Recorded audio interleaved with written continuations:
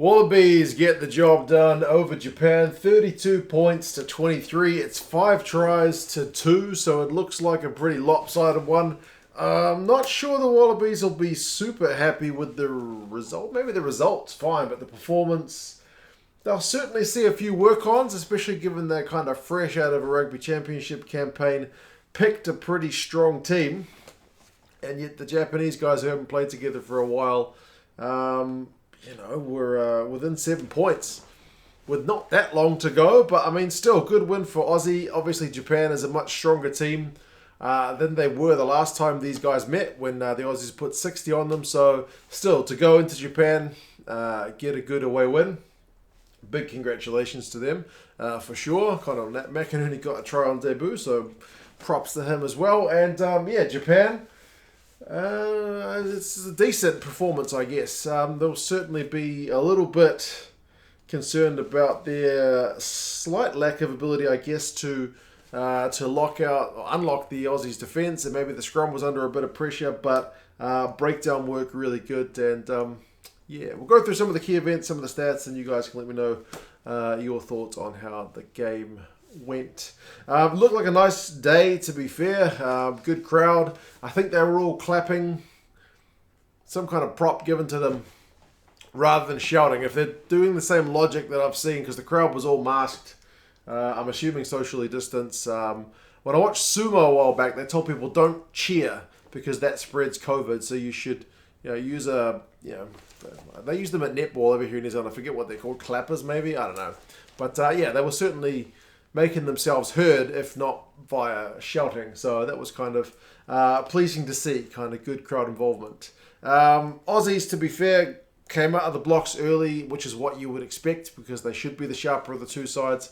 Having just come out of the Rugby Championship, like I said, a lot of phases. The Japanese defence held initially.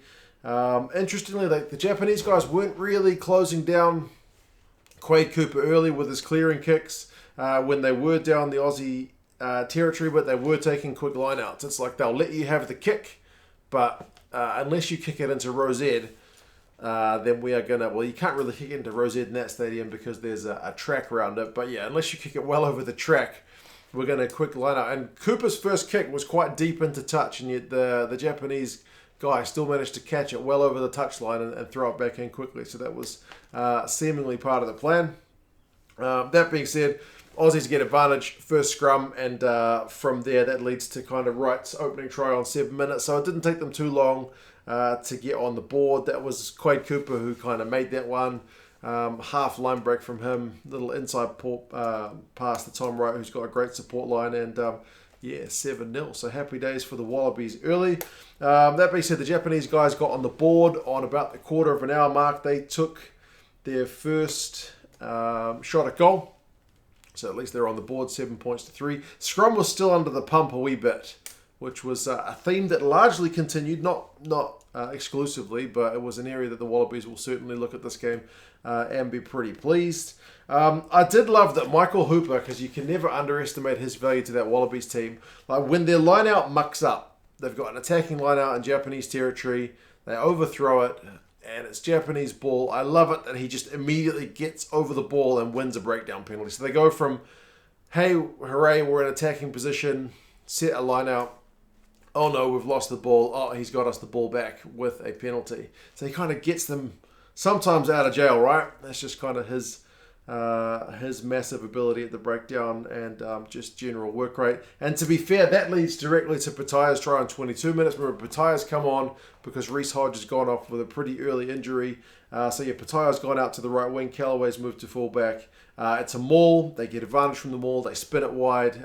Cooper's pass in the build-up is a nice, fast one and easy enough for Pataya out on the right wing. He goes over, unopposed. So, 14 points to 3. Aussies are looking pretty comfortable. But this game was kind of one of those ones where just when you're starting to think the Aussies are looking a little bit comfortable, Japan would hit you right back. And Lameki, sure enough, did that. It was Matsuda that set up the play with a cross kick. He gets it to Lameki, who's out on the right wing. And he's still got heaps of work to do, Lemeki. He's kind of one-on-one with Wright, and he steps him. He makes Wright look pretty sick. And, it's a fantastic score for the Japanese guys. So you've gone from being 14-3 down, suddenly it's 14-10, absolutely game on. 31 minutes, the Japanese guys opted for a maul, and it was actually doing pretty decently well. A couple of phases later, they get a breakdown penalty because the Aussies concede, and they kick that, so it's 14-13. That's what I'm talking about. Like, I get that the Wallabies are sharper, but it doesn't take the Japanese guys long to shake off the rust, eh? Breakdown again means the Aussies are conceding penalties. This time the Japanese guys go for touch.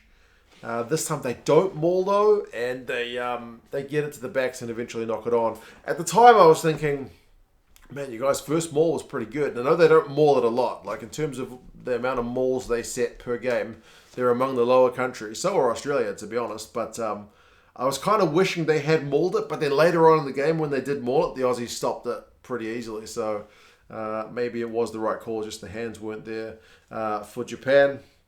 Quay Cooper before halftime tried the Lacanio arm style recently in fashion apparently. Well, one guy did it anyway, round the back pass. Didn't work for him, but they had advantage anyway. So, Aussie kick a 3 right before halftime. 17-13 at halftime, so it's a decent lead, but it's still very much game on. Run meters are 242 to 146 in Aussie's favour. Defenders beaten 9-4. Clean breaks 2-4. Possession 56 and territory 52 for the Aussies. So they're dominating all areas, including the scoreboard, but it's by no means game over. It looks like it might be early on in the second half because they get one through Tupou. That one was a nice line-out move. Dan McKellar, who's the forwards coach for the Wallabies, were pretty chuffed with that set play. It's like they get it up, they pass it back to Faenga, who hits the ball at pace, and then Tupou's running a good support line. Inagaki can't bring him down, and who could bring him down, to be fair? Tupou was running at pace not far from the line, so over in the corner, they missed the conversion. And the goal kicking is maybe one thing you'll look at this game as well. I think the Wallabies just a touch concerning, because none of the Rugby Championship teams had really great performances with the goal kicks across the tournament. So it's 22-13. Wright chases down Masariwa, charges him down.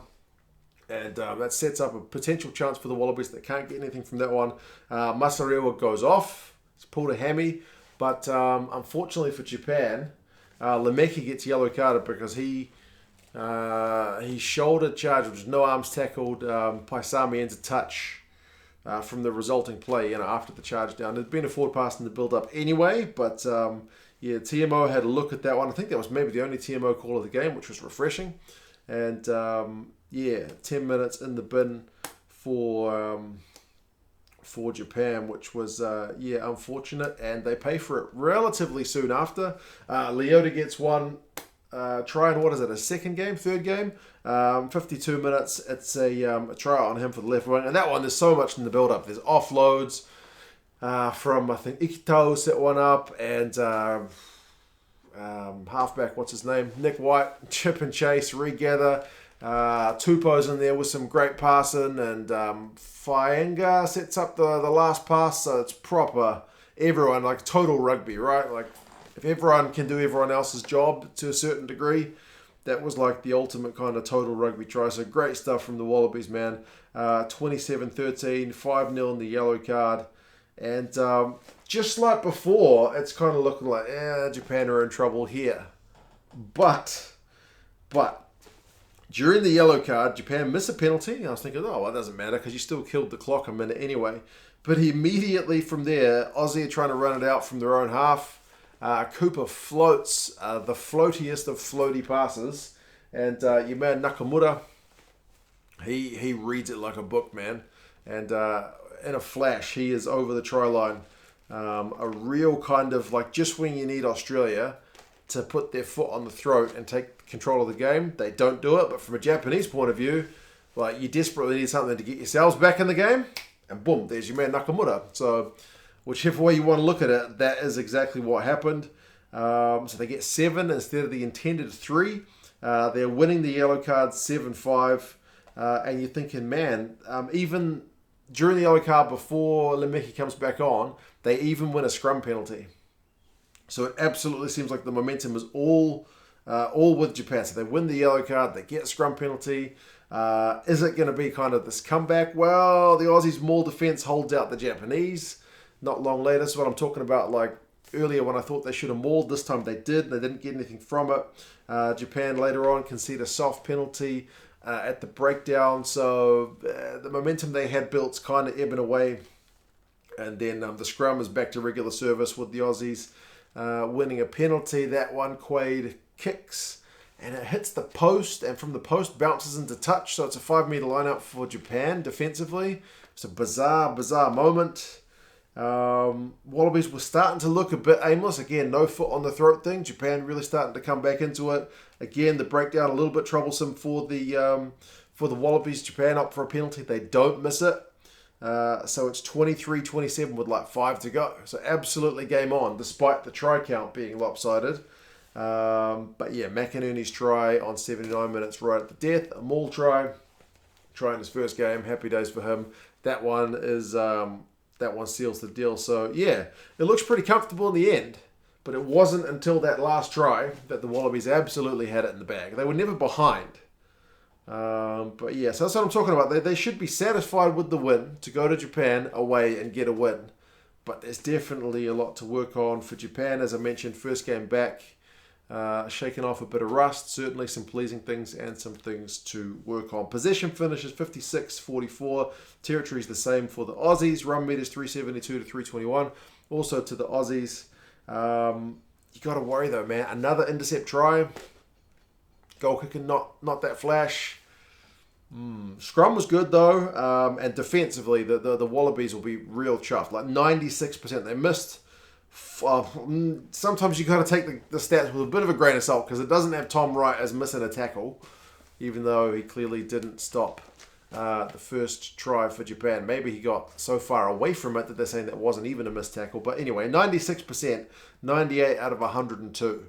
Is what they've got as the game closed. So that's a pretty bloody Herculean effort because Japan, they love to chuck the ball around, man. They're not an easy team to defend.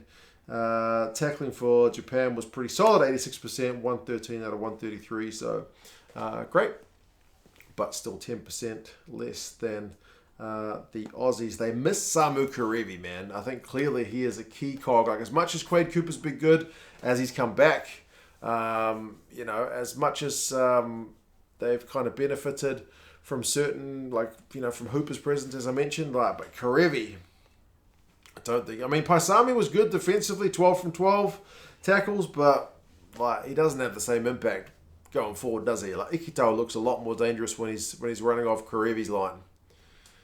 So yeah, there wasn't a heck of a lot going forward in the Aussie midfield. For Japan, Himeno is still immense, 47 run meters from him. Sakate has 13 out of 14 tackles, so good defensive shift from the hooker. Labaskakni, 12 from 13 tackles from him, threat at the breakdown, so generally pretty pleasing for the Aussies. Leota has 4 defenders beaten. Cooper has 3 offloads and beats a few defenders as well, sets up a try. But yeah, Karevi. I think they look a different team when he is in the mix. What can I say? Interestingly, the Wallabies had a few weeks ago, they had an issue with their numbers not being really visible on their back. They had a new sponsor above their shoulders and you could hardly read it. It's like Santos, I think. But they won't be happy with the service they were given because you could hardly read it. So they need their money back for that one. But anyway, good game. Like I mentioned, went down to the wire. The Wallabies never went behind, but they were never kind of all that comfortable the whole game kind of thing. But certainly to get 5 tries in an away performance, if they kicked their goals, it would have been clear, but it wasn't. So there you go for Japan. First game in their campaign, so good to see them back in action at home for a change. So there you go. The Aussies, I think, are away to Scotland in a couple of weeks, and I think Japan are playing Ireland again, if memory serves. So yeah, more rugby to come in November. Remember, the States are playing New Zealand tomorrow.